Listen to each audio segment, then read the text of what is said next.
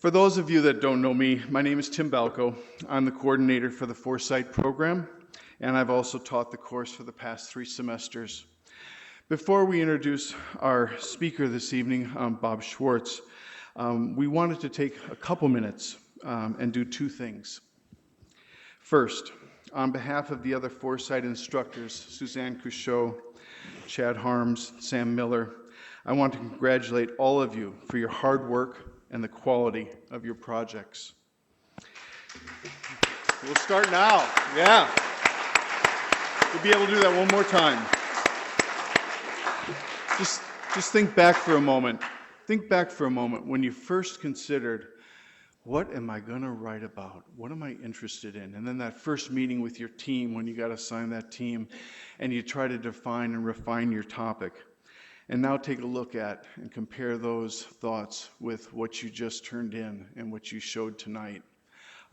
It's truly amazing, and your efforts deserve another hearty round of applause. So let's do it.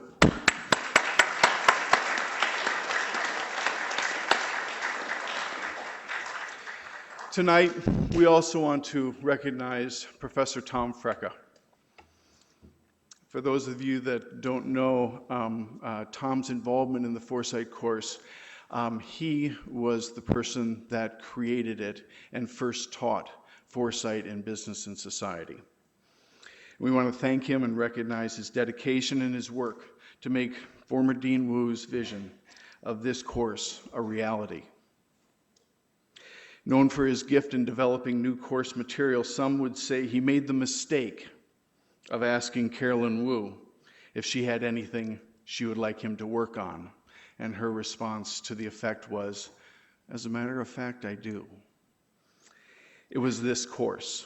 And for the next year, he developed the framework and the material that would become Foresight in Business and Society.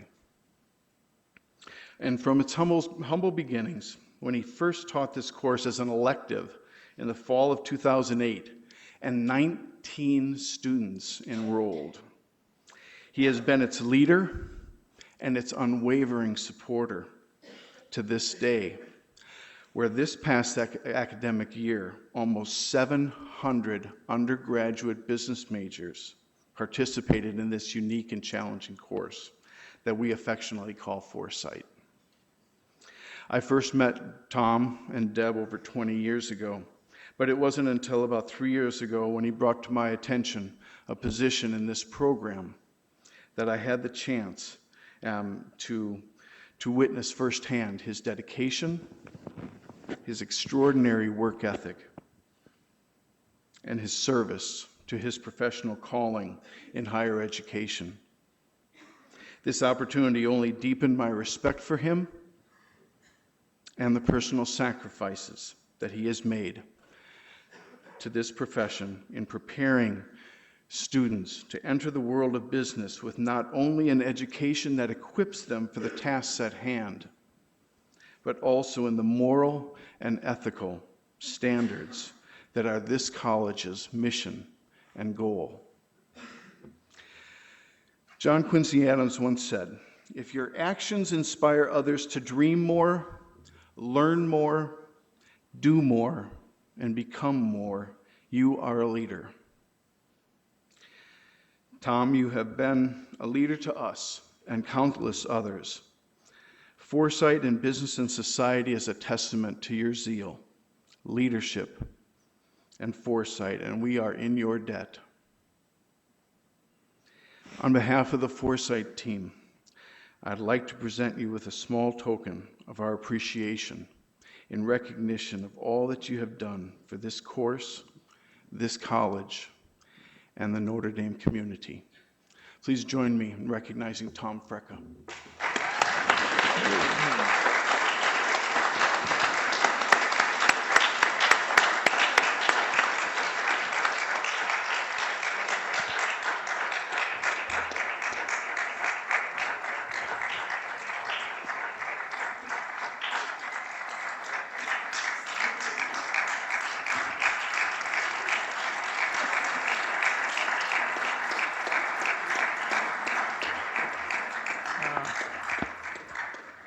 As Tim mentioned, back in 2007, Dean Wu asked me to develop this course because she thought that we really needed to look at the future to understand the present and to make big changes in this world. At the same time, think tanks in higher education were calling for research universities to make research opportunities available to their students. And as you know, the Foresight course is primarily a research course. We are the only business school that I know of that has a required research course for all of its students.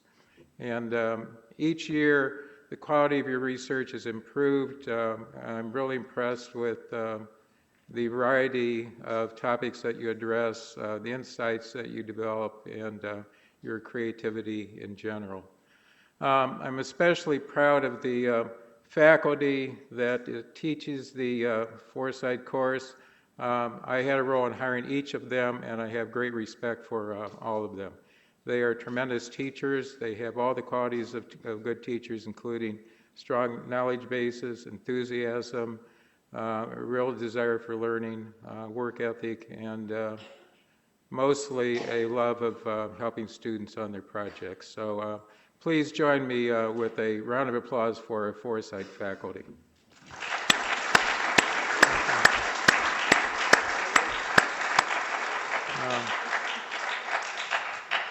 And finally, I'm going to be retiring soon, and it's been my honor and privilege to be a part of this Notre Dame faculty. Notre Dame is just a wonderful place. I've been very fortunate to be here. So finally, go Irish.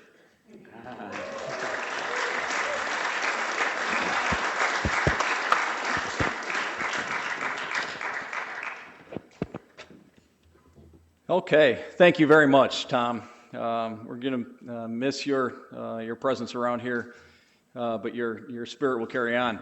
Okay, so for tonight, the first thing I want to do is once again acknowledge the students. You guys just you blew the lid off of this thing. The projects are outstanding. The insights are amazing, and I'm just impressed as heck with your capabilities and your passion. So.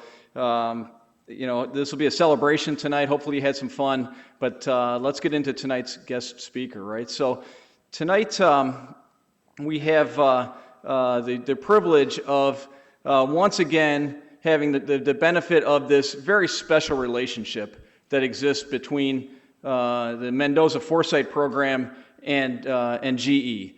They have been with this program since a very early inception. When the question of what would a Foresight course be like, what should be taught, why do we need it, all of those sorts of things. If you recall, the very first video we show you in the first day of class has Keith Sharon, their CFO, speaking about the importance of scenarios and resilient thinking and that sort of thing. The relationship extends beyond that to, I want to say, a couple of dozen at least mentored projects. So some of you in this room have worked with GE executives as mentors, right? We have a couple of mentors in the room. I'd like to recognize Kay Bakawi and also another special guest, Carol Schillinglaw, who are with GE and their design team and work with our guest speaker, and they have come to experience your work, and we appreciate their contribution to everything we do. Which gets us to our guest speaker. So I first had the privilege of encountering Bob Schwartz at last summer. I was at a conference for the Industrial Design Society of America. So this is the organization of people that design the stuff that we use. Everything that we use has the fingerprints of a designer on it in terms of its usability, its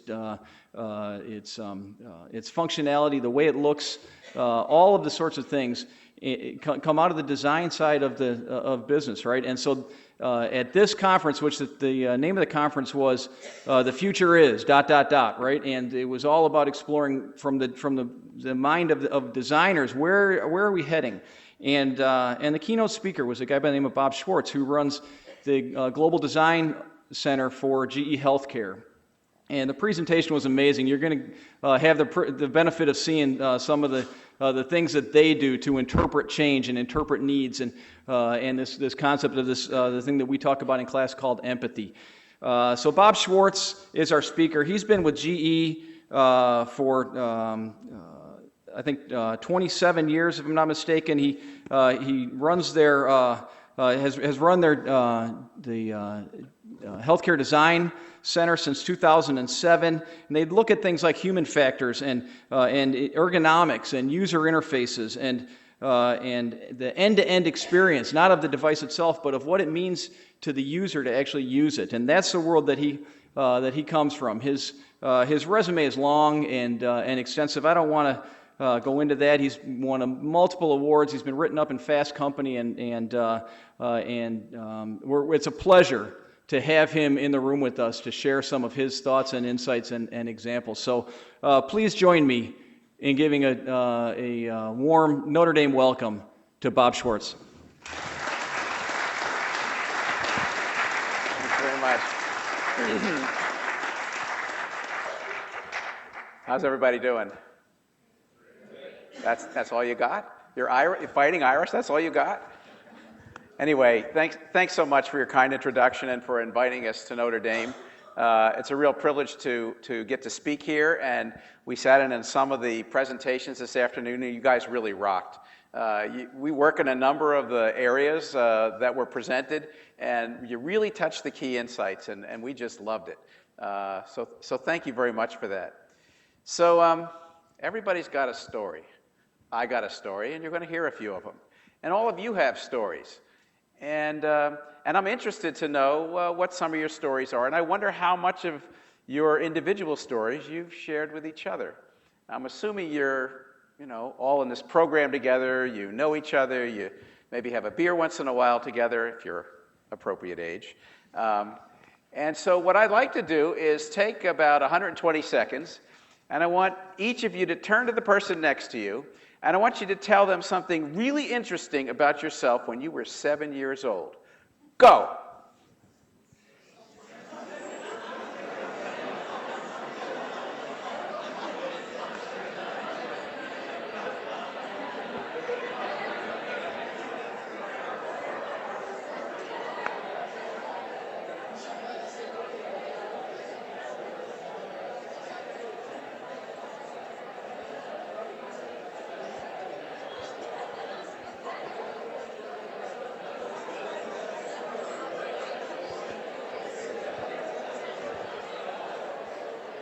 All right, that's enough. Simmer down, simmer down, simmer down. So what's interesting about this is you just turn to somebody, assuming perhaps you know them because that's why you sat next to each other, but I'm going to guess that they didn't know the story that you just told them. And I'm also going to guess that the next time they see you, even if it's 10 years from now, maybe, I don't know, some of you might be seniors, they're going to remember that story. When you're sitting in a meeting room, and everybody goes around the room and says, hi, my name is, and I've been here for X number of years, and this is my job. You sort of forget what that person said after they maybe mentioned their name. But if you tell them something about yourself, if you humanize yourself, you've already branded yourself. You've tagged yourself. Now, my story, when I was 7 years old, my brother and our friend Danny Weiss and I went down to the woods at the end of our block and set the woods on fire. That was my story, and the one that I usually tell. So I'm going to tell you a series of stories about healthcare and some other things that we do in GE. And, healthcare is all about stories because it's all about human beings. And sometimes the system, anywhere in the world, forgets that. And it's our work at GE Healthcare in global design in particular to make sure everybody remembers the why of why they're there. So one of the places I'm going to start out is with this little guy. He's got two bloody noses going on. And the message that I want to sort of start out with is, if as you go on in your career, that you really want to make a difference, you have to be willing to take a bloody nose once in a while. And the more bloody noses that you get, and you do it with a smile on your face, and you do it for the right reasons, I have immense respect for GE and Procter & Gamble and Motorola and the American Red Cross, other places that I've worked. But if you really want to push the envelope, And you want to step outside the rote measure and reward system that you'll encounter. You have one here at Notre Dame called grades. Some of you stood, this afternoon and you stood and delivered. That's terrific. But if you could take a bloody nose and move forward from there and have the confidence in yourself to do that, what they become, we found, are badges of honor. And we get lots of them. And those two young ladies sitting up there, Carol and Kay, one of their jobs is to get me as many bloody noses as possible because they work in the white space at GE Healthcare in our team. And I know that they're doing a good job if I'm getting beat up by my managers because of something. Schwartz, what are you doing? What are you doing now? So don't forget that lesson, and don't be afraid to do it. What are they going to do, fire you? I've been fired before. So what? You'll get another job. It's not that scary. The other thing, it's true. I've been thrown out of a lot of great companies. The other thing that you want to keep in your head is to give it away. To make what you do not about you, but make it about everybody else. And I'm not talking about, if you're in business, giving it away for free. It's not a financial giving it away. It's kind of what you know, how you think, how you feel. A lot of education is about me. It comes inward to you, and you're working on developing your skills in a particular discipline. One of the things that you want to carry forward with, perhaps, is the notion that it's about the rest of the world. And the more you give it away, the more comes back to you. It's a really powerful concept and a really hard one to let go of, especially as a student, where the focus, of course, is I got to get that grade, I got to get the paper in, I got to do that presentation for tomorrow. So why are we here? This is actually the Superdome during Hurricane Katrina. And this guy here with the Red Cross jersey on, he doesn't work for the Red Cross, he's a volunteer. Why would he do that? Why would he leave his family and subject himself to the horror that was Hurricane Katrina? What is it that motivated him to do that? There's some higher purpose. He has a belief system that drew him into that role. I had the privilege to work for the American Red Cross early in my career, and we worked in disaster services and so on. And it was one of the places where I discovered this thing called why. That you can have a job, you can go to work every day, you can collect a paycheck, you can get good performance reviews, but what do you believe? And how do you project what you believe? A guy like this obviously has a belief system maybe most of us will never quite understand. It's in his head and it's in his heart, but he's doing that because he wants to help these people. So when we worked in the Red Cross, one of the things we did in disaster services is we discovered that lady and her family had just lost everything in a tornado. Their house was totally flattened. They were looking for some sign that their life was still worth living, that there was hope for them. And we thought about how the Red Cross delivered disaster services, and we realized that it was really a mom and pop kind of thing, that there really was no system for it. And a van would roll into a neighborhood, and you wouldn't feel welcomed, and you'd stand out on the street, and it really didn't give you the kind of hope that you needed. We wanted to add a why to this. We wanted it to feel like there was hope for the future, and we wanted to empathize, that word you heard today in your presentations. We wanted to empathize with this lady and her kids who lost everything, and she doesn't know where her husband is, as a matter of fact. So when we thought about what a disaster vehicle ought to be, we thought about an ice cream truck. Everybody loves the good humor, man. We thought about the first thing you want to have put in your hand is something warm to drink. A hot chocolate, a cup of coffee, some tea, something to eat. That's your connection with the real world. Food. It's very fundamental. It's very basic. You would never understand that by asking. You had to go observe. What is that thing that captivates and captures the imagination of the people you're trying to help? We did the same thing when we worked in mobile blood collection. Now, I don't know, how many of you have ever given blood before? Very good. So there must be bloodmobiles coming on campus, and hopefully you were sober when you gave the blood. That's a good thing. We realized that giving blood, and most of the time you're kind of laying on this slab and you're staring at the ceiling and you're treated like a patient. Well, you're not a patient. You're a healthy volunteer. You have a why. You came there because you wanted to help other people, not because you wanted somebody to stick a needle in your arm the size of a Bic pen cartridge, but you really felt a sense of responsibility to the rest of the world, and you were about to give something away, your blood. So we turned it into a social experience, and you sit up on a familiar kind of piece of furniture that's purpose-built. You can look at each other eye to eye. The nurses are seated. They're looking at you at eye level, and you're not staring at the ceiling.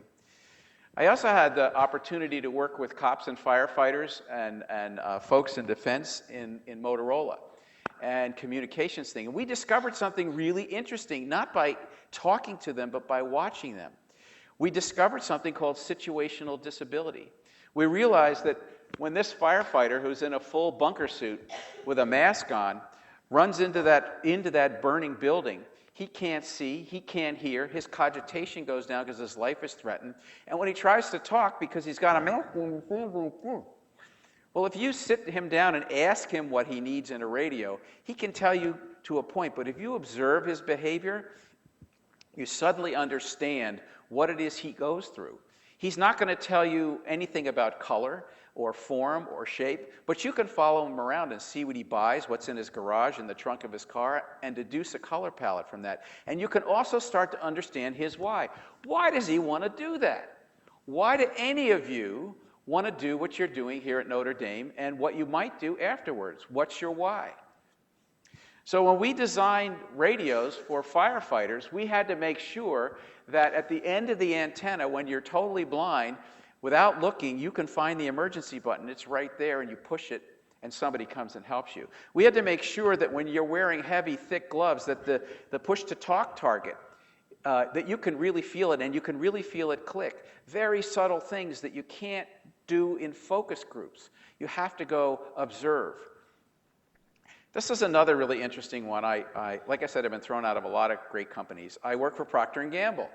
And, I had this very strong conviction about doing things that mattered, social responsibility and all that stuff. And when I went to P&G, I said, where am I going to get that with, toothpaste, Tampax, batteries, dog food, laundry detergent, all the things P&G makes. What I realized is Procter & Gamble is all about moments of care. They're all about thinking about those delighters that happen when you brush your teeth. It sounds pedestrian, but if it's annoying, you're going to move on to somebody else's product because, after all, it's just toothpaste. What a lot of people don't understand is this is how most of the folks in the world wash their clothes. They don't want a 3-liter jug of Tide Mountain Fresh scent with Febreze. They don't want that. What she needs back is not brighter whites and richer colors. She needs time back. It takes her half a day to do the laundry because she's doing it in a bucket and she has to hang it out. And she only has a few pesos to spend. She wants a little sachet of laundry detergent. She has no place to put a big, we're used to our supermarkets, a big jug of Tide laundry detergent. And she can't afford it. And unless you observe her and talk to her, you won't understand that. You'll go into that marketplace and you'll fail because you've got the wrong value proposition for her. So P&G makes all of these products. When P&G went into China with Pampers baby diapers, you probably all had experience with those when you were little, they failed. Why did they fail? They went into that marketplace and they decided that dryness and absorbency, just like over here in the US, were what was important to Chinese women. Chinese women didn't care a lick about that. Most Chinese kids run around with no pants on, and they just go where they are. Getting them to use diapers was a cultural shift. What Chinese women are concerned about is their child's skin health, because that's a window on their soul. You just can't take the same value proposition. They have a different why, and you need to understand it because you need to observe their culture. You need to understand their culture. So watch this. Our machines help identify early stages of cancer, and it's something that we're extremely proud of. If you see someone who's saved because of this technology, you know that the things that you do in your life matter. If I did have an opportunity to meet a cancer survivor, I'm sure I could take something positive away from that. My name is Jocelyn, and I'm a cancer survivor. I had cancer. I have no evidence of disease now. I would love to meet the people that made the machines. I had such an amazing group of doctors and nurses. It would just make such a complete picture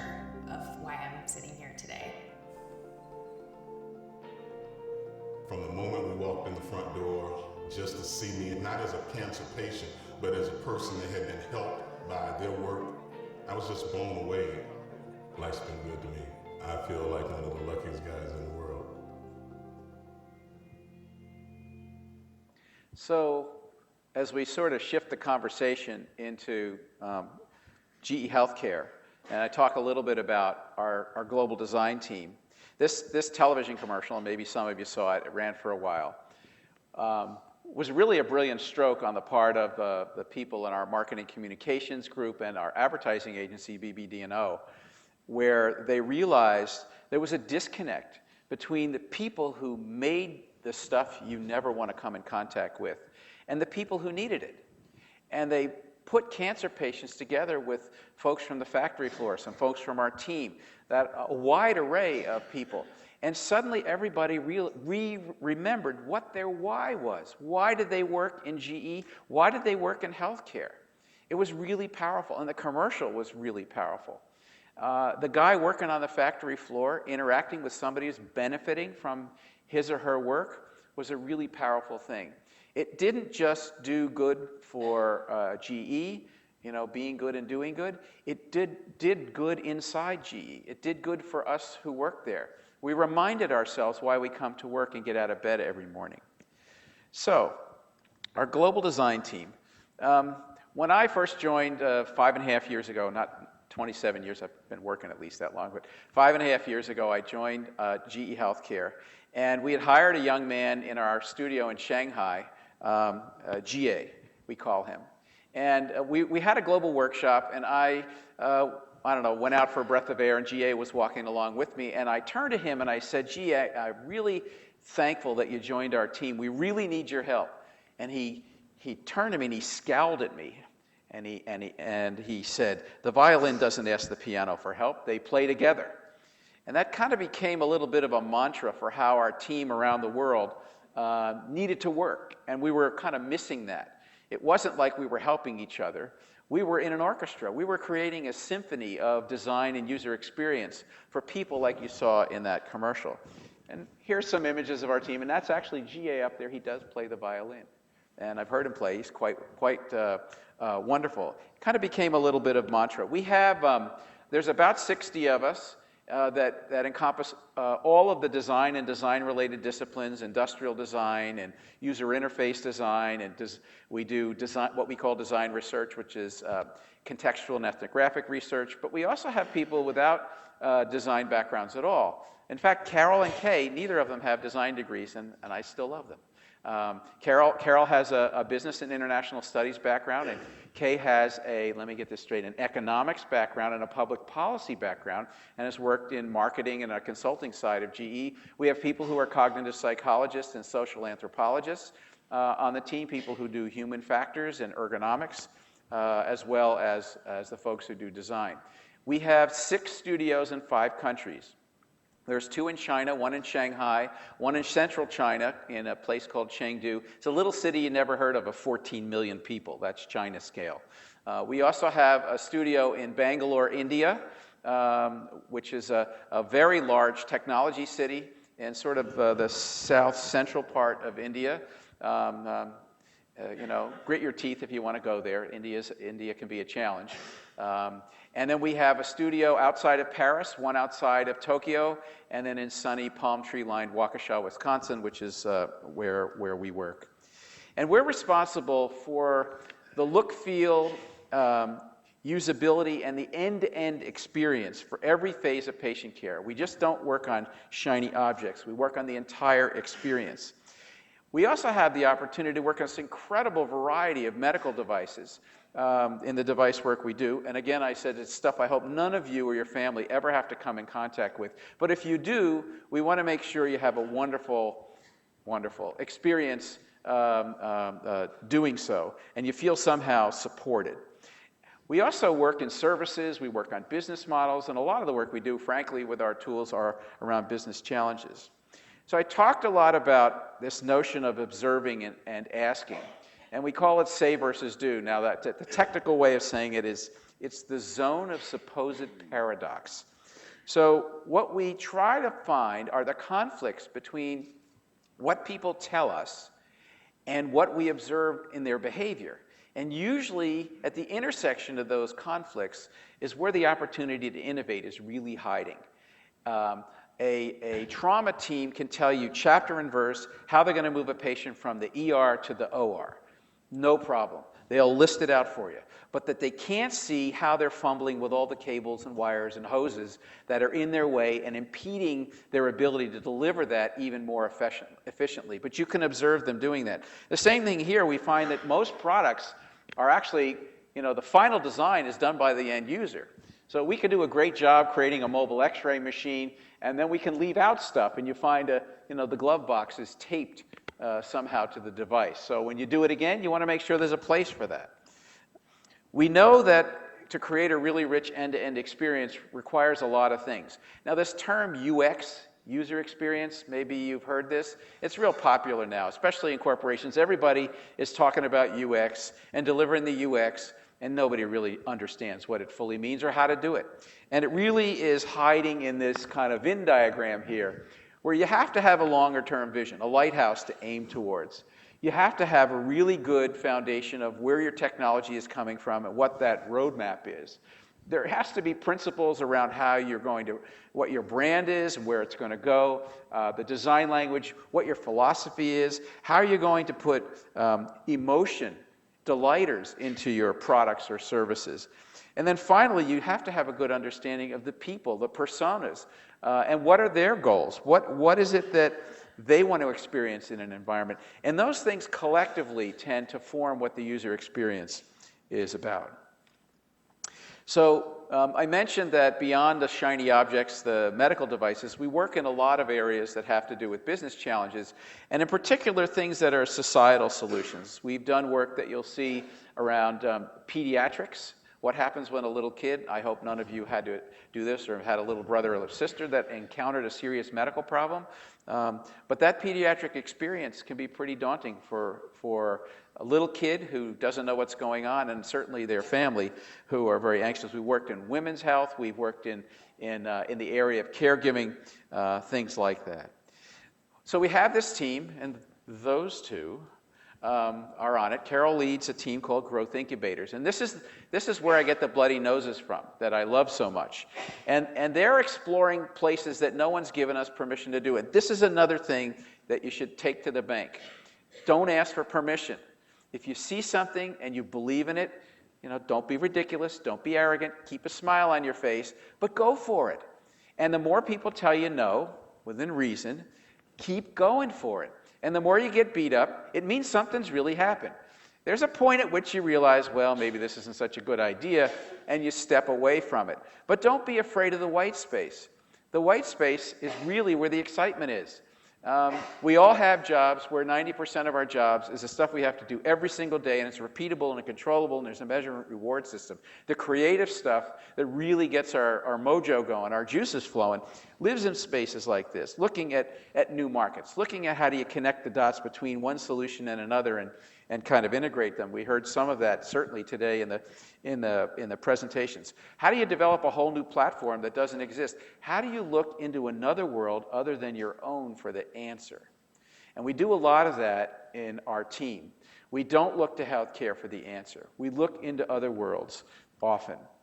So one project that we're really proud of, and there was again a presentation that we were just so excited to see, is around non-professional caregivers of people with chronic diseases. I happen to have a mom who's in her middle 80s who was the caregiver for my stepdad who passed away recently who had Alzheimer's disease. Carol's dad is the caregiver for her mom who has Alzheimer's disease. You have to be an athlete to do this. And work we did with the Mayo Clinic, they told us that 2 out of the 3 people that come through their doors and the doors of most hospitals are not patients. They're caregivers of patients. And there really are no coordinated, integrated services for them. In fact, there's 65 million people in this country alone who at one time or another, and sometimes over decades, are the caregivers of people with chronic illnesses, whether it's little kids or people with Alzheimer's or a spouse with cancer. You have to be an athlete, and there's no preparation, and you're really left on your own. And the delta for the healthcare needs of the caregivers because of the stress is phenomenal. And as a result, in the case of elderly spouses, especially in Alzheimer's, the caregiver often dies first from the stress. And we've both seen this with our caregiver parents, where my mom's health just nosedived, even as my stepdad, who was losing his cognition, was still strong as an ox for a long, long time. So one of the things that we did, using the way we think as designers, is we came up with an integrated solution, and we're trying to crack the code on what's the business model that moves it beyond emotion and into something that companies will want to swarm to because there's money to be made, and doing good and being good. And getting over some of the things we heard today in one of the presentations about getting folks to, especially elderly folks, to embrace the kind of help that's out there. There's a whole stigma, a whole sort of psychological association with, I can do this myself. And so we created this ecosystem when we realized it's not just about physical care and the health care of an individual, but there's a spiritual, there's emotional, there's a legal, there's a financial element to it all. And all of that's disjointed now. You have to deal with it yourself. You have to take care of yourself. And we're trying to figure out what's the low-touch, the high-touch system we can create that's inexpensive, that allows you to stay in place longer, but you feel supported and you're not on your own so much. So we work in this gigantic company. GE has 350,000 employees around the world. It does, $160 billion a year in revenue, and we make a lot of stuff. We make jet engines, for example. So we have had the chance in our team in healthcare to work for a lot of these other businesses. We've done work in aviation and in transportation and in energy and in capital and so on. And it's always mutually beneficial. We learn as much as we provide when we work with these kinds of teams. So we did a work in our monitoring business that monitors machines. And they're measuring and monitoring the health of machines. Well, we're measuring and monitoring the health of people. And there are analogs that connect the dots there. And we learn about monitoring this turbine generator. We learn a ton about what we're doing in monitoring in healthcare, and vice versa. The same thing here. We worked on flight decks, and part of what GE does. We found it's a command and control environment not unlike what happens in surgery. Streams of data coming in. Story that has to be told, highly regulated. And the same thing happens on a flight deck. This guy sitting in a nuclear power plant in India, well, he undergoes hours of boredom and moments of terror when an alarm goes off. When we went to Mass General not that long ago and tracked around into their operating rooms, the anesthesiologist will tell you when there's a guy laying there with his chest cracked open, that anesthesiologist has hours of terror and moments of boredom because he's got to keep that guy alive. Same thing with the electrical grid. GE is huge in energy and provides lots of systems there. Well, both are highly regulated, but are also critically needed. And it's a mission critical kind of thing. So within our own company, we can look at each other's worlds and learn a tremendous amount. So this idea of user experience thinking that I keep mentioning, this kind of why, it really didn't exist in the culture of this big technology company. And we created something we call the Menlo Innovation Ecosystem. And Menlo is after Thomas Edison, our founder, his Menlo Park Research Laboratory that was in New Jersey, and Henry Ford actually moved it to Dearborn, Michigan. Go see it if you haven't. The Henry Ford Museum and what do they call it? I don't know. The Menlo Park, thank you.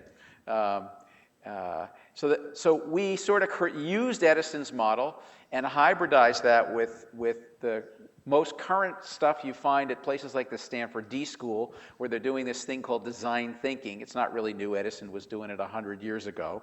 And we created this way to grow the influence of design and end-to-end experience by 10x. And we knew as 60 people against the 46,000 just in healthcare that we couldn't do this on our own. We could never grow big enough to do that. And so we're powering organic growth by recruiting an army we don't control. And that is all the people who are coming into our workshops and working in this new way that I'm going to walk you through. And we're sort of going viral to create this user-centered culture. And it's a see one, do one, teach one. We're finding that people that come into our workshops, they get so lit up by this way of working, they want to come back and they want to be facilitators for teams that they're not associated with. And it's really powerful for us. So I'm going to try something here, and I hope that the video will play. And I want to walk you through an 8.5-minute video that shows what we did with one team in the MRI, magnetic resonance imaging business. I'm not going to tell you about the project. We invest a lot of time in what we call group genius. Most of the time, the problem with innovation is not the technology, it's not the money, it's the team's dysfunctional. There are all these siloed groups. You have this in your university. You have all these different departments, and in some universities, they talk to each other well, and they do projects together. In other universities, you know, nice knowing you, I'm going to do my thing, you do yours, this is my money, this is your money. It's no different in business. We have it across the marketing and manufacturing, and et cetera. Well, we bring teams together, we break that down. So if this is the timeline of a project, 50% of the way through, we're not 50% of the way through the work. We've invested probably 50% just building the team. Pardon me. What we like to do is to create an ensemble. We use the techniques of theatrical improvisation. We work with Second City in Chicago. Some of you have probably been to Second City or seen Saturday Night Live. And we use improvisation. We teach people how to accept and add to the ideas of others. We teach them the improv tool called yes and. So if you and I are doing an improv bit and you throw me a line and I don't immediately accept that line and add to it, it's not very funny. They're going to leave and they're going to be disappointed. Well, we break down those barriers and we put people in character roles. We actually often find that people who work in finance are, if you take away their spreadsheets, they're amazing convergers of ideas when a guy like me goes out into the ether and people are wondering what I'm smoking. But somebody whose brain is wired differently than mine, if we're working together and we're yes-anding each other constantly, suddenly, that other character in the play can take what I've been doing and make sense out of it in a way I never imagined. So let's see if this played. It didn't a minute ago. Yes. So I'm going to let it run a little bit. You'll get an idea, and then I'll start talking.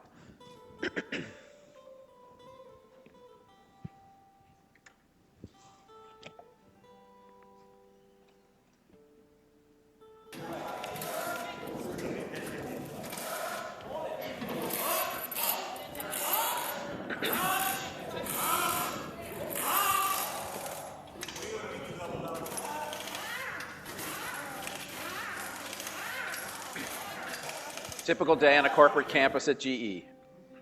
And this guy's saying, what? That doesn't look like a GE meeting. Normally, we're in a conference room. We call those sensory deprivation chambers, flip charts, PowerPoint. We bring teams together, we bring in a NASCAR team, and we teach them how to work together. Look at the smiles on their faces. These are people who came in there and said, I'm only here because my boss told me to come here. I don't want to work this way. I got stuff to deliver. I got a budget. I got the timeline. We have to scrape some of the GE off. And I say that in a totally endearing way.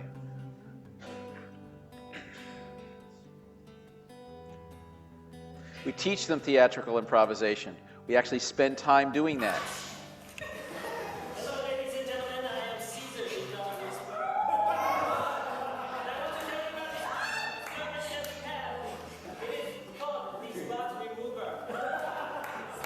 These are executives.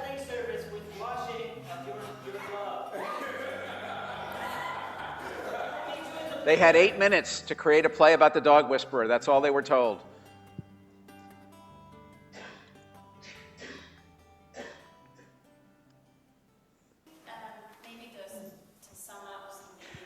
We use a lot of visual tools. So when you were a little kid, when you were 7 years old, what was 4 chairs and a bed sheet? It was a fort. You played in it all weekend. You didn't need anybody to tell you what to do. You used your imagination. If we can get people back into this mode and give them the tools you had when you were little kids, everybody can draw. Everybody can play act. Everybody can tell stories. Everybody can make things. And we do this with executives who have had this pretty much beaten out of them. And usually by the time you're 10, it gets beaten out of you in school. We also take people out of out of the healthcare world, and we send them to places like fast food restaurants and gas stations with a challenge and ask them to observe and imagine How could you make the fast food experience better? How could you make, if you were handicapped, going to the bathroom in an Exxon station easier? Get them away from their world. Don't let them think about GE and all the ways they're being measured. Sorry, Parker, a quick description of what they're doing. They are building a house of cards in 5 minutes that they can all fit under, and I believe there's about 26 people. Explain to me what you guys are doing. We are about to put together a house of cards using the giant cards. And we have 5 minutes, total teamwork. We're not allowed to touch them at the end. We just have to use a lot of love to put this house together. And then we all have to stand in the middle and be inside one house as one family. One house, one family. If we can get a team to develop its group genius and understand how to yes-and each other, we go vertical. When it's time to do the work and deliver on the promise, this is what happens.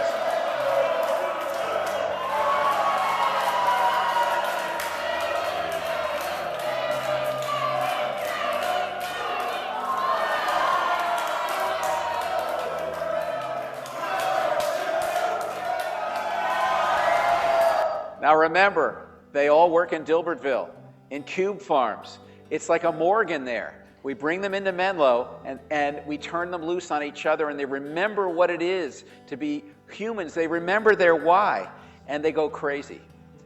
But they go crazy with a purpose. And when it comes time to do the work, they're a well-oiled machine. They're a team, they're an ensemble. And it's unbelievable the stuff that happens when they start to imagine whatever their assignment is.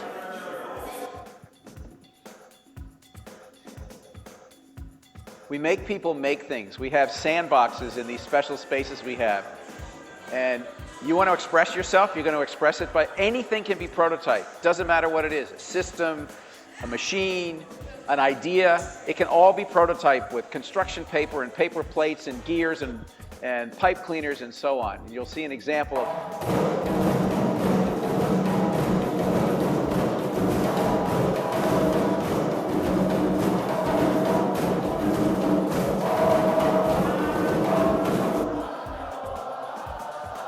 So Lucky Diop is a Senegalese drummer. He has a troupe. We work with him a lot. Another way of bringing teams together. People who literally, they're afraid to speak up, and oftentimes in meetings, and you're going to see not only are they drumming together, but in a minute they're dancing together. They're expressing themselves. They're baring their souls.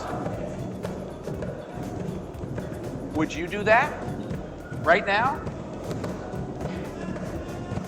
And again, a lot of these folks come together they never met before because they work in siloed departments. The manufacturing guy never talks to a marketing guy.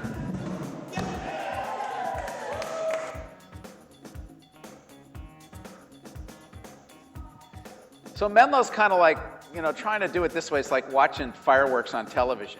I'm trying to get you a sense of the flavor of how we get these teams together and what leads them to their ability to innovate in a new way. And they'll report out to CEOs, to C-suites that come in who expect to see PowerPoint, where's the deck, and what they get is this. And the CEOs love it. And the innovations and the insights are amazing, and the attorneys come in and the IP that comes out of these is unbelievable. So now they're describing the drive-through experience you saw earlier. And this is all done in really compressed time. They had maybe an hour to put this together. I'll just have 2 of these and I'll just add my coffee. So I take 2 of these and the coffee. That would make about $12.99. I will charge you that you Great.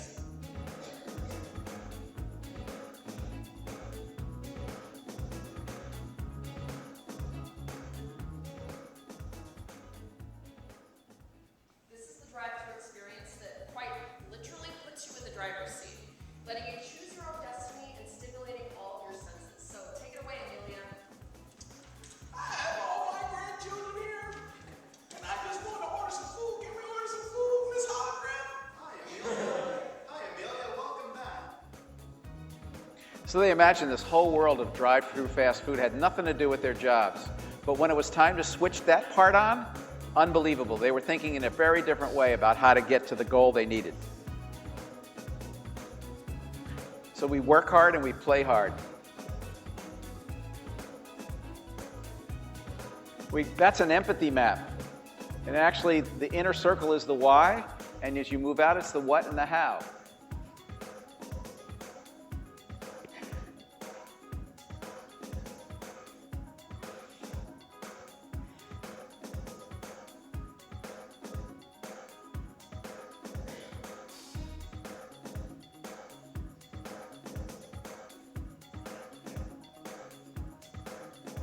Anyway, I hope you get the idea.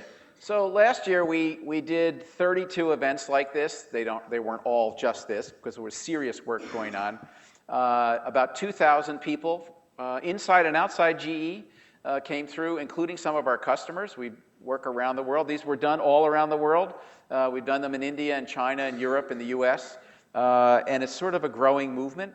And of the group we had last year, 28 people who participated are now full-time coaches with us, and they work in other businesses and have day jobs, but we can pull them in whenever we need to help us. So let's talk about design for reality. This is what we would have you believe healthcare feels like. Isn't that wonderful? We all know that's not true. If you've been to the doctor or had a scary experience, or you did with a relative or a good friend, you know that healthcare is often messy, it's complicated, it can feel really industrial and emotionless. And understanding this really matters. The other thing we find in healthcare systems is people don't understand that no matter what their job is, they touch the patient. The person in the billing department in the back of the house certainly touches the patient. And if they forget that, the system breaks down most often. The other thing that we find out, and we heard a little bit about this in some of the presentations in a different way, is tomorrowland in healthcare is actually yesterdayland in a lot of industries. So when you think about industries we love to hate, like banking, like airlines, they actually have it way more together. You'll put your most sensitive financial information up in the cloud. Everybody's doing online banking. In healthcare, it's virtually non-existent. The airlines, when they get it right, they have pretty sophisticated reservation systems. You can take your smartphone now and just hold it in front of a reader, and you're on your way. You can't do that in healthcare. It's paper records still, too much, from one realm to another. The other thing, and we heard about this today as well, which I love, is healthcare has many speeds around the world. So China is buying $4 million MR machines, but they also have clinics with dirt floors in rural areas that we need to design for too. And basic access and clean water are really what most of the planet needs. And if we can actually crack the code on clean water, for most people, that's the most important healthcare problem we could solve on the planet today. So I took this picture in a maternity clinic in India when I was there in 2011, and all I had to see was the blue bucket on the floor. This is pretty good, actually. This is in Bangalore, and this is a pretty high-end maternity ward, and in most of India, this is even unknown. And it tells you that in order to design in a global business like we have in GE Healthcare, you have to have the context of the people you're designing for. You have to know their why. You have to have their why. Yes, we have studios and eyes and ears on the ground, but GE is still fundamentally an American company. And we get bloody noses by trying to push the notion that you got to pay attention to the blue bucket. What is that telling you? The same thing here in a more Western environment. Every one of the software engineers that worked on the interfaces on every single one of those monitors did a terrific job. The problem is that none of those interfaces are the same, and the systems don't talk to each other. And this technologist, who has some poor soul laying on a CAT scanner on the other side of that glass, has got to make sense out of all these streams of data. And heaven help you that the radiologist and the doctor and the people who are going to create a treatment plan and the insurance company, they all got to figure it out too. And the big push right now in healthcare is to try to integrate all this stuff and come up with design systems that make sense. We're way, way behind the rest of the industrial complex in things like this in healthcare.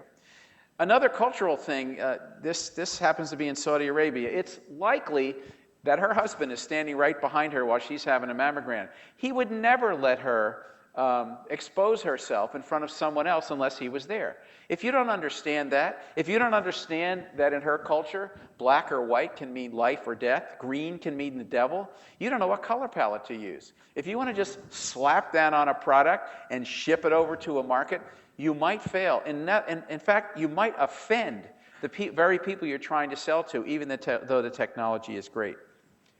These are all my favorites, but this is really my favorite. So this is the entrance to an MRI suite. I don't know if anybody's ever had an MR. It's a pretty uncomfortable procedure. You lie in a tunnel. The machine makes a lot of noise. But what does this room say to you when you approach it? Danger, don't come in here. I mean, there's all kinds of things that, warning signs. It says no oxygen bottles inside, yet there's these oxygen bottles there. It's sending all the wrong messages to you, and you may be an outwardly healthy patient who just has a bad knee, and you think you're going to go in there, and it's the last day of your life. So one of the metaphors that we use happened to me when I moved to Wisconsin. I'm a kid from Jersey. I never saw a coyote before. I go out on my deck, and this coyote, well, one like this, is standing like 30 feet away from me, and he's just staring at me. And I didn't know what to do. Should I run? Should I hide? And I realized that this coyote could care less. I wasn't a threat to him. I wasn't food to him. He wanted my dog and cat. He wasn't going to get them. And he just kind of stared at me. No emotion at all. And it kind of dawned on me as I made the lap around the world that I had to do to visit our studios and some of our customers early on, that a medical procedure is like this coyote. It's among the most emotional things you can go through, but oftentimes the devices, the environments are devoid of emotion. Like, why is that? Why do we have to leave our ordinary lives when we go into a healthcare environment? Why does somebody who works in a healthcare environment have to leave their ordinary life and this other world, this other thing exists? We thought that was an odd proposition, and so we adopted this guy kind of as a mascot as to what we're not going to do in the future. And so we knew that healthcare needed emotion and humanity, and we knew that we needed a brand and design language. We needed a philosophy to guide the team as to how we were going to design experiences and products. And so we looked back into the technological DNA of GE. We saw some changes starting to happen. This was from a TV commercial where the little kid is at the seashore and he grabs a jar of air and screws the lid on, and he takes it to his grandfather and lets him smell it at his birthday party, and he lives in the city somewhere. That's a different way for GE to show up beyond a technology company. It started to humanize itself. And from that, this design philosophy called the magic of science and empathy was born. And what it's about is fusing the functional features of all this amazing technology with the emotional benefits that we want to deliver. And I'm not going to go into the whole brand and design language here today, but nonetheless, it helps to guide the values and the library of forms, the Zen-like forms, where you help to guide our designers when they design to try to get rid of the coyote. So the products that we're doing, they tend to be more expressive about what they do. They transform themselves. This is an MR that has light pipes. It kind of smiles at you. It's more architectural. It has wood on the side. A very different kind of experience. We stretched the business. This is a bloody nose concept that we did, where we stretched the business and we say, well, what if an MR for kids was a park? What if it was a place to go play? And you climbed the stairs and you went down the slide, before you got in the tunnel. And at the end, instead of leaving with your anxiety, you went on the whiteboard and you made a picture, which was left behind. The other thing we're doing is working on products that begin to understand the context of their environment and actually can transform based on environmental conditions. This is a robotic device that's used for angioplasties, putting stents in. Again, I hope you never encounter this. But it's actually situationally aware. It has a laser on the top. It knows where it is in the room. And a future generation of this that we're working on, and you're going to forget I told you this, actually will be situationally aware. And if somebody's having an atrial fibrillation, it could be programmed to actually back out of the field and away from the patient and the surgeon, so the surgeon can intervene. Those are the kinds of things we're doing. So we really kind of stretch all of the strings, this hairball that we have to work around, and really try to work with these, as GE calls them, brilliant machines, to give them the intelligence to contribute to the end-to-end experience. This is a mobile Xray device. And we did something very simple here besides looking at how people have to use it. When it rolls into your room looking like one of those, medieval trebuchets that's going to lob a big stone at you. Anybody ever see Punkin' Chunkin' on television? Instead of doing that, maybe it tells you a little story, and the X-ray of the frog or the rib cage or the thigh bone says, oh, I'm going to have an X-ray now. And you have a sense of what it's doing. It's an early way we started to tell the story using the device. So I'm going to run through a couple of really quick case studies. Anybody know what this is? You're all too young, thank God. It's a mammography device. Your moms and a few of your dads have experienced this. It looks like a drill press or a bandsaw. And what happens with one of these things, and pardon the clinical images here, in order to have a mammogram, your breast has to be compressed because it's X-ray technology, and you have to be able to see through the tissue in a certain way. It's very uncomfortable. And these machines don't adapt to you. You have to adapt to them. And you're left there with your anxiety, and this isn't your Aunt Grace, and she's not there to give you milk and cookies. She's going to leave you in that position and move out of the way when she irradiates you to take the X-ray. It's really not a great experience, and you're standing there in an open back gown, and it's cold, and some of you will find out what it's like someday, and when you're 40, you better start finding out what it's like someday. So we decided we would push the bounds of this. The experience of it was forgotten. So we created something we called the Mammo Sensory Suite. Once again, we didn't ask permission. We thought about the senses. We thought about what are women going through when they have to have a mammogram. Do I have cancer? Is there something wrong with me? What will I tell my children? Oh, this is just a routine thing, but what if there's something wrong with me? So we wanted to give women back control of their environment. And we created Sensory Suite not only to show pretty pictures on the wall, but really give you full control of all the senses that you have, sound and sight and touch and smell. You walk into this and you're given an iPad, and you can choose the environment you want. You want to go to the beach, you want to take a walk in the woods. How do you want it to smell? Do you want to mix the two? In a future state, you want to go shoe shopping? So you go into the room where we're creating an illusion around the medical experience, and while, yes, your breast is still being compressed, and yes, it still hurts, your mind is on that beautiful flower you're looking at that you can actually smell the lavender that's coming through it and hear music that you selected. It somehow makes the coyote recede, at least into the woods. And so we have these different themes. I won't go into them. You can kind of see what they are as you go through them. Vitality, romanticism, Zen. We're creating lots more. We're extending this into other modalities of use. So watch this.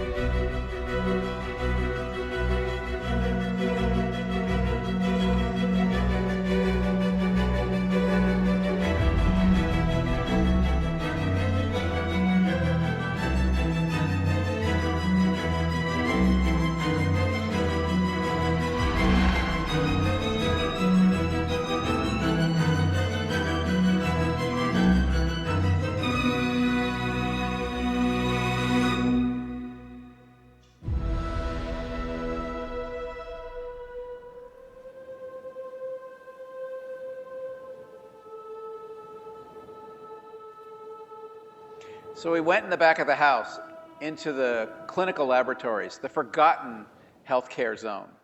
So these are ordinary people like us. They don't want to leave their ordinary lives. They want to have a good experience too. And a clinical laboratory usually looks, well, like you'd find a laboratory here on campus. It's a lot of machines with sheet metal boxes. We actually not only simplified the experience, but we created delight and changed the entire category.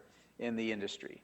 And this is the first product to come out, and there's a whole line more behind it, and nobody's going to catch us in this category. So I'm going to finish with this one, and I'm going to finish with little kids. And this is, one of the projects that we're most proud of having done. Again, under the radar, drew lots of bloody noses. Schwartz, what are you doing? You're getting out ahead of the business. Who told you could do that? And I got called names, loose cannon and a cowboy, and, threatened and called on carpets. But we did it anyway. And we thought about the notion that if we looked through the eyes of a child, we would crack the code on how to solve the conundrum of anxiety for healthcare for anybody in any category. So a 5-year-old sees a CAT scanner like this. It's scary enough for an adult, but this is what a little kid sees. And there's no explanation. They don't understand. And 70 to 80% of kids who have to have a diagnostic imaging procedure like this have to be sedated. That costs money, it takes time, and it's dangerous. And mom and dad are projecting all kinds of anxiety onto the kid, who gets even more frightened.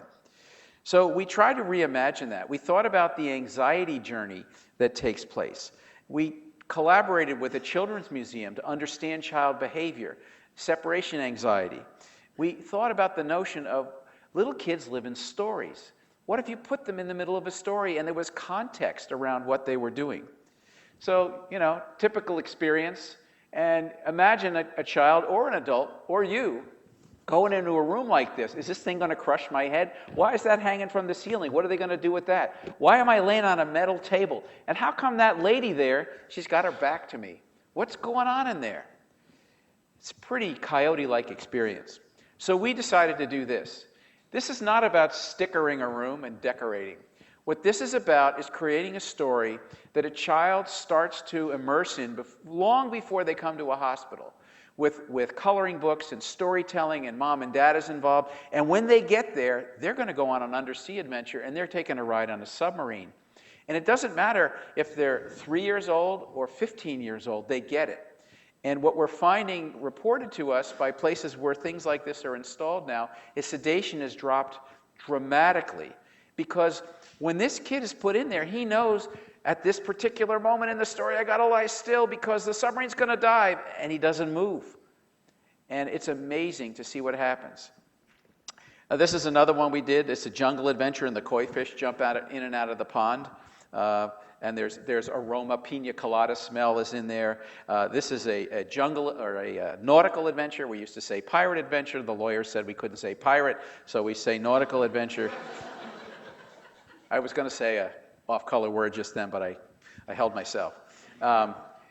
What was really remarkable about this, and this is a true story, the first day, and it was actually this one, was installed at UPMC Medical Center in Pittsburgh. A little girl with brain cancer, 6 years old, was the first patient to get on it.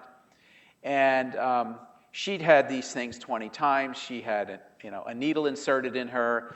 Not a pretty picture. And she got off of this machine and turned to her mother and said, "Mommy, can we come back tomorrow?" That's a really strong why. And that, frankly, is why I get out of bed in the morning. So this is where we're going. What's that up ahead? That's it. That's the site of the injury. The dark spot. Dr. Duval, get the laser.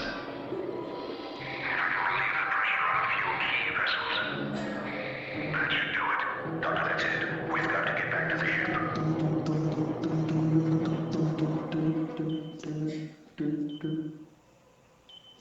What? GE Healthcare. Medical imaging that allows doctors to navigate the brain with a precision that until today was pure science fiction. You just said we had to get back to the ship. I did? Uh-huh. Yeah, you did. GE, imagination at work. So I want all of you to go and break new ground. Don't be afraid. Get a bloody nose. Thank you for listening.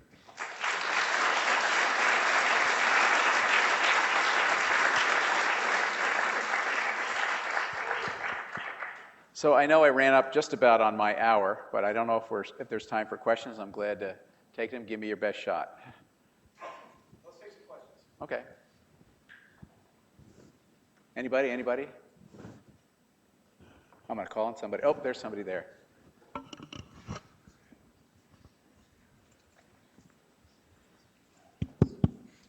So one of the things that we talked about in this course is striving to be better than your competitors versus trying to be different. How you say you divide your time between each of the two? So when I was at Procter & Gamble, one of the things I did was put a design team in their dog food business, their Iams and Eukanuba pet food business, $2 billion business. And you know, in that situation, all the ingredient decks on all the high-end dog foods were the same. You couldn't be better. You could advertise better, but consumers would see right through it and they'd shop price. The idea was to be different. The idea was to tell a different story. And the way we cracked the code there was to show that this food was about the science, but it was also about the mutually shared relationship, the journey that people have with their pets. It's two ways.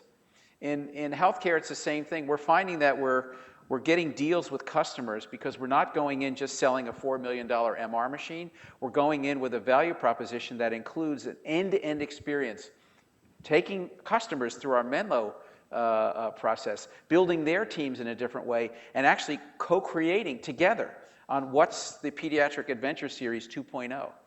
It's really about being different, and actually, again, it's like giving it away in a way. We're giving away something that no one else is giving away. Everybody can sell machines. Everybody's got the same technology. We can go tit for tat on pricing. You know, in the end, it's you know, who loves you, baby. But if you differentiate yourself and you have this extra value added, it's really powerful. Other questions? Somebody? Anybody? I've heard a little bit about G's Startup Health class. What's GE Health's strategy when it comes to that? When it comes to what? The Startup Health classes? What did he say? The Startup Health. Oh, Startup Health. Yeah. Actually, that's really current. And we're actually talking to people who are involved in that. So GE has this thing called Healthy Imagination. And Healthy Imagination is an overlay to the whole company. It's not just about healthcare, but it's about how do we care for our employees, how do we get people to live healthier lifestyles, make better choices, take care of themselves. GE is spending billions on healthcare every year inside the company. We also want to think about how do we help communities do a better job, how do we work on the war on cancer, and so on. So one of the spaces is consumer health. It's the big wave, you know. Tertiary hospitals are a destination of last resort. And GE has formed an alliance and is invested in this consortia called Startup Health. And Startup Health helps, it's going to be redundant, helps startup companies with ideas around healthcare and especially consumer health and healthcare in the home get their businesses going. It's really a mechanism for teaching and educating how to form a company. So GE has invested money in Startup Health and takes a tiny little equity position in the companies that are helped by Startup Health in exchange for that. And it's brand new. We don't know where it's going to go. We're actually working with a group called Care Planners, I think I can say that, Carol, who participate in Startup Health. And we're working in this caregiver space with them, and they've got some pilots going, and we're going to try to define what once and for all, what is this business that's caregiving? Nobody's figured it out. And this consortia called Startup Health is meant to be kind of a furnace, an incubator for that. We love incubators. Other questions? Time to go home. Thank you very much.